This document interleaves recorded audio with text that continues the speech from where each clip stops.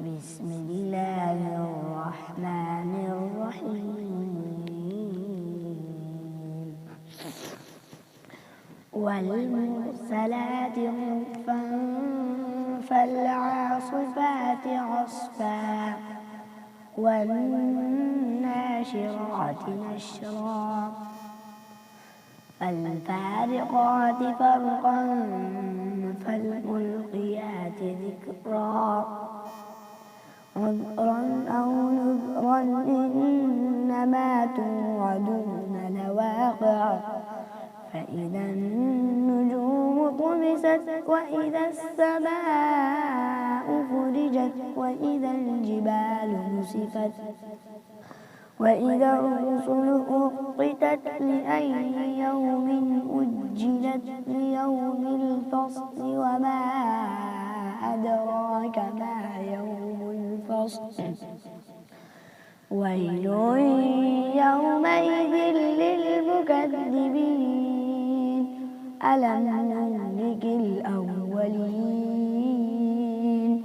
ثم نتبعهم الآخرين كذلك نفعل بالمجرمين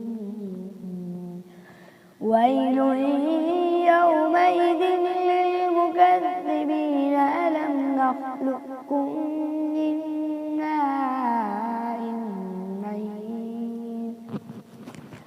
فجعلناه في قرار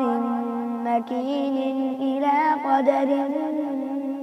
معلوم فقدرنا فنعم القادرون ويل يومئذ للمكذبين ألم نجعل الأرض كفاتا أحياء وأمواتا وجعلنا فيها رواسي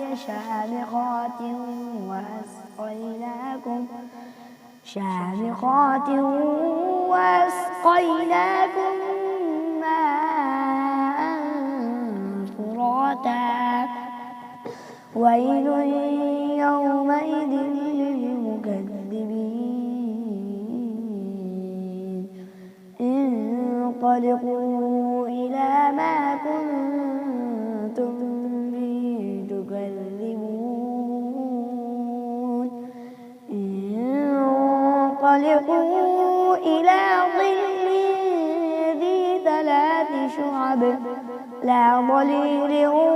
ولا يغني من اللهب إنها ترمي بشرر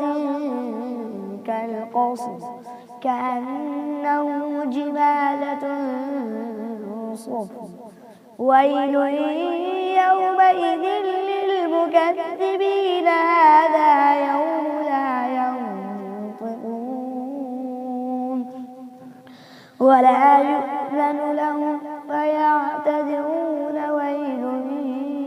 يومئذ للمكذبين